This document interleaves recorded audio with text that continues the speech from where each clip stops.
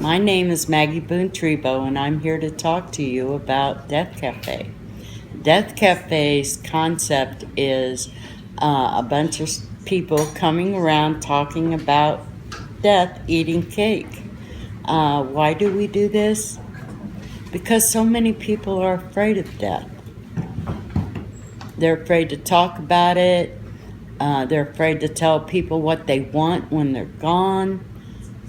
It's been somehow developed into some kind of taboo to talk about death, but it happens. It's inevitable.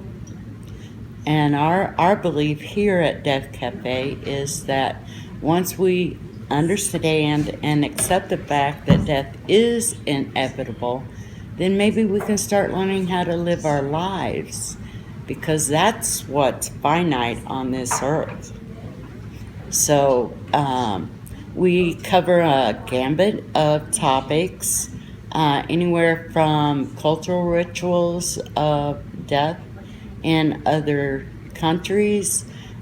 We've learned a lot. I've learned personally a lot about the various ways that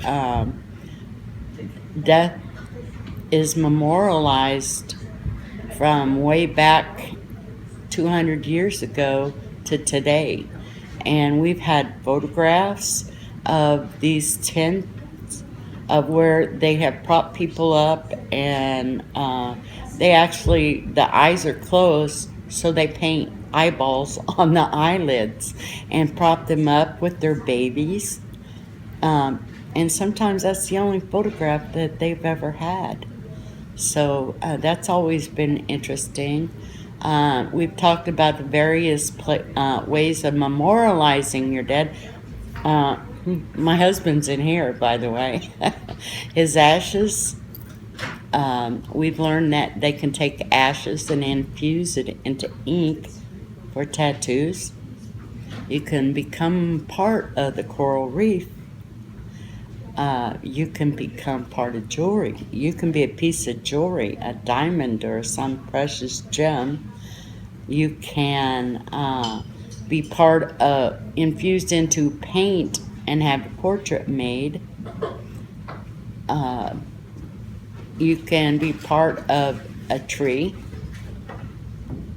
There's just so many ways. And I think once we go through this and we understand about death, I think it makes it a little bit easier in our grieving process of those that we have lost. And I think that's what happens. The people who first came here thought that was. But it's not. We're here about life, not death. Thank you. Okay, so this woman is a chaplain, I think, for the state police in Maine. And when her husband died, she wanted to see him. Well, I think it starts out with she was helping somebody out whose son had died.